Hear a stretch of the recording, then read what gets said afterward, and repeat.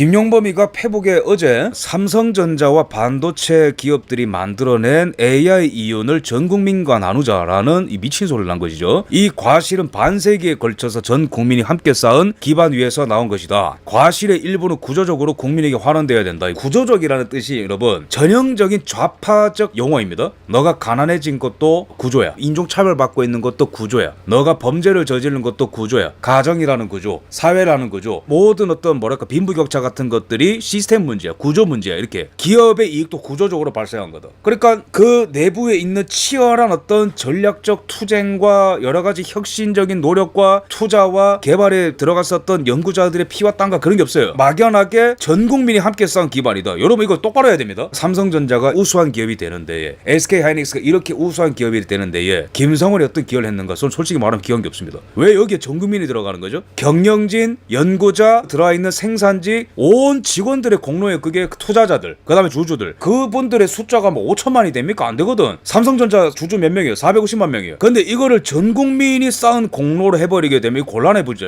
이 말을 한 즉시 어떤 일이 일어났냐면은 어제는 코스피가 막 완전 개박살이 났죠. 대폭락을 했는데 제가 여러 군데 기사를 보니까 하루 만에 450조가 증발됐다 하더라고요. 김용범의 말뿐만 아니고 지금 더 근본적인 문제는 노사 협상 결렬들 저거죠. 코스피가 왜 불안하냐면은 제가 누누이 말했다시피 윤석열 대통령이 지금 현역이었으면 코스피 1만 뚫었어요. 장담하건대 윤석열 대통령 했으면 1만 뚫었어요. 왠 줄 아세요? 노란봉투법 그딴 거 없거든. 노란봉투법이 없었으면 지금 미국과의 관계도 괜찮고 환율 리스크도 없고 유가 리스크도 덜하죠. AI 붐에다가 투자자들 들어온 상태에서 코스피 1만 12,000 뚫고 올라가죠. 이재명이가 코스피를 올리고 있는 게 아니고 이재명이가 코스피를 누르고 있는 거예요. 노사 협상 결렬 이게 뭘 말하겠어요? 삼성전자 노조들 지금 파업하는 게 장난 아니거든요. 삼전 지금 노조가 요구하는 게 정규직 3년치 임금의 17배를 요구하고 있다. 이거 됩니까 이거? 도둑놈들이지 이게 지금. 그러니까 지금 해외에서 투자자들이 봤을 때 투자 못한다고 이렇게 되면은 지금. 그래서 어제 블룸버그에서 난리가 났죠. 삼성전자 무슨 일이냐, What happened to Samsung? 블룸버그에서도 코스피 급락금, 김용범, AI 국민배당금, 공산주의 시절에 유행하던 용어 이런 게 디비덴드 이런 거. 그런데 김용범이가 욕을 한 바가지 얻어맞으니까 바로 저거에 대해서 김용범 개인 의견 이러면서 꼬리 잘라버리죠.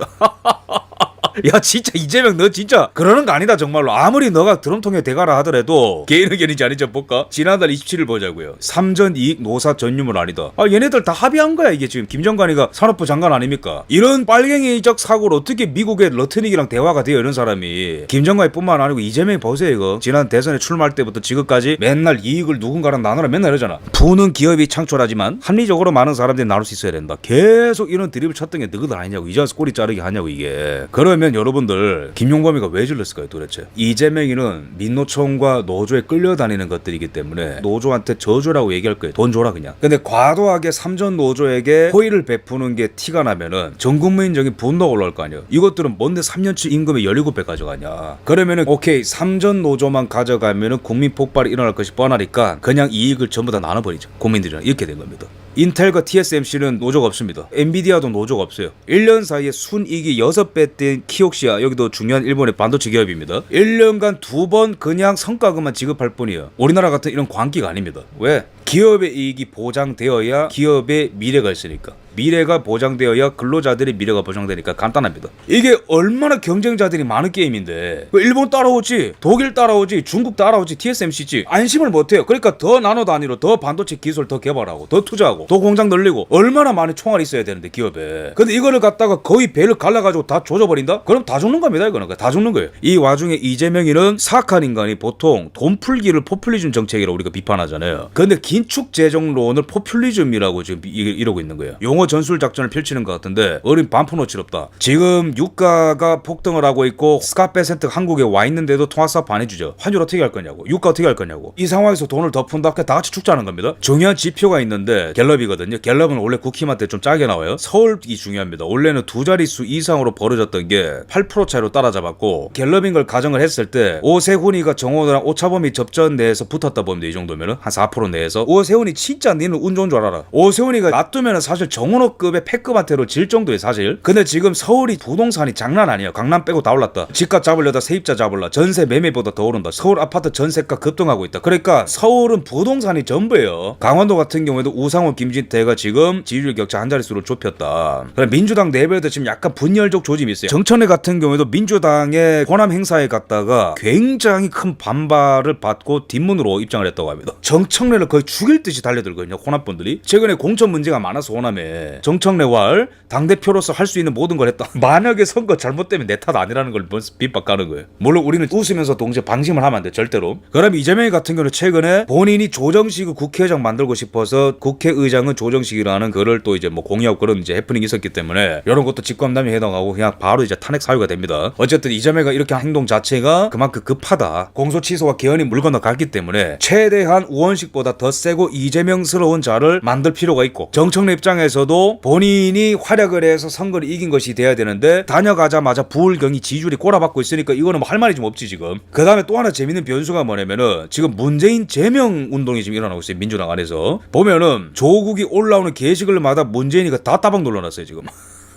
민주당 후보를 당선시키고 싶어하는 게 이재명 지지자들 아닙니까? 개딸들. 근데 김용남보다도 조국을 더 밀어달라라는 그런 문재인이가 따봉을 눌러서 문재인을 제명해야 된다는 분노로 이어지고 있다 이런 말씀 드립니다. 지금 보세요. 제가 정리해드릴게요. 정동영의 기밀 유출, 이재명의 홀로코스트 망언, 부동산 규제, 김용범의 코스피 폭락 사태, 또 보면은 오빠 사태, 정청래, 조국 이런 이슈, 지들끼리 싸우는 거, 그 다음에 공소 취소 국민들 열애합은 몰라요? 뭐 박성준 그죠? 국민들을 개대리 취급을 하는 거. 그런데 그것도 선생님께서는 공소 취소의 뜻이 무엇인지 알고 있었다 70%.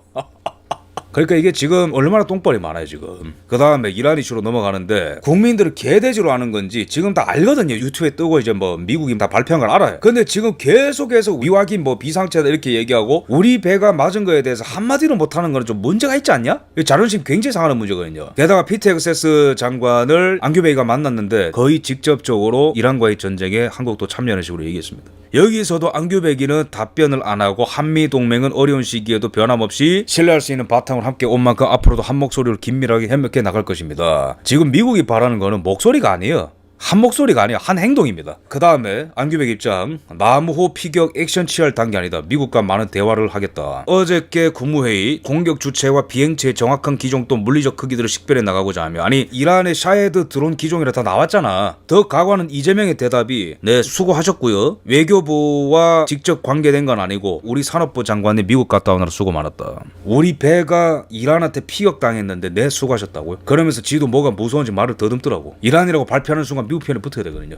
저는 이거 자체가 이란, 북한, 중국 공산당, 러시아를 이롭게 하는 이적행위라고 생각합니다. 가관이죠, 그죠? 남호 피격, 미국 소행으로 의심된다고. 좌파들 또 시작이죠, 그죠? 이재명 혹시 이거 믿고 있는 거 아니죠? 더 비교가 되는 거는 이제는 진짜 도망갈 데가 없어. UAE도 사실은 은밀하게 이란의 석유시설을 때렸다 보도 나왔죠? 참전한 거예요, 이미 UAE는. 그 다음에 또 보면은 영국의 정찰기, 기뢰 제거기 출발했다고 합니다. 여러분, 그 정도가 미국이 원하는 게 솔직히 말하면 트럼프 대통령에서 원하는 게 뭐죠? 군사적인 지원? 그거 원하지 않다 얘기했어요, 트럼프 대통령도. 그 미국을 우대하는 그 진정성을 본다 했어요. 트럼프 대통령이 얼마나 반중할 수 있는지 볼게 그걸 본다는 거거든요. UAE 같은 경우는 한국과 연대하겠다고 하는데 이재명이 뭐라고 할 거예요? 야 연대하지마 하지마.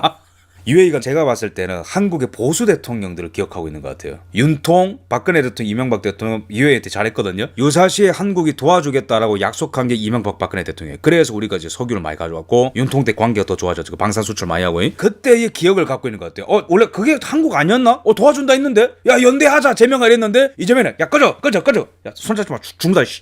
또 하나 야 유럽에서 드디어 결단한 나라가 나왔어요. 리투아니아. 호르무즈 파병할 테니까 주동 미군 빠져나간 거 우리한테 줘 이렇게 지금 딜 시도하고 있어요. 굉장히 탁월한 선택이거든요. 미국은 항상 위기에 빠졌을 때 도와주는 나라의 손을 잡아줍니다. 굉장히 영리한 거죠. 그러니까 짜이밍이가 더 이상 설 곳이 없어요. 리투아니아도 가고 영국도 가고 프랑스도 가고 UAE도 가고 앞으로 어떻게 할 거야 재명아. 국제화타 재명이 이 와중에 북한을 의식했는가 공군 작년 실사격 4분의 1로 줄였다. 이건 난리죠 그죠. 이런 것도 지금 이제 미국에서 아마 접수가 되면은 군사위원회 외교위원회에서 충분히 다뤄질 만한 이슈입니다. 이런 것들이 외교위원회 군사위원회에서 한국의 지금 레디니스 전쟁 준비 태세에 대해서 논의가 나왔을 때 이런 아젠다들이 올라가면 이거는 진짜로 큰일 날 수가 있어요. 왜냐면은 텍사스 전쟁부 장관 자체가 요번에 안규백이 만나고 싸움을 느꼈거든. 만나서까지 얘기했는데 지금 도망가 버렸잖아. 지금 대답 안 하고 항공모함 8번 왔는데도 아무런 대답 안 하고 중국인 무비자로 막 싹 다 들어오고 이자들이 갑자기 막 들고 일어날 수도 있고 드론 촬영하고 뭐 그다음 이런 것들 있잖아요. 뭐 보면 전작권 환수부터 해가지고 정동영이가 기밀 퍼뜨린 거. 그다음에 또 하나 재밌는 게 뭐냐면은 참고로 이재명이 꼭 알아야 되는 게 있는데 하원 건물이나 상원 건물들 돌아다니는 돌아다녀 보면은 이스라엘 국기 꽂아놓은 의원실 굉장히 많습니다. 이재명이 뭔 짓을 했는지 알겠죠, 그죠? 왜 스카페 세트가 통화사업 안 해주겠냐고. 자, 그러면 여기서 또 하나 중요한 것은 이게 지금 예산일이 아니에요. 뒤에 있는 것부터 말씀드릴게요. 한미 공동 보도문에 핵잠 빠졌죠. 이거 큰일 난 겁니다. 뭐냐면 원래 피트 엑세스랑 앙규백이 만나면은 핵잠 얘기가 나와야 돼. 핵잠. 핵추린 잠수함 지금 1년째 아무것도 지금 진행 안 되고 있어. 왜 그러겠어요? 이재명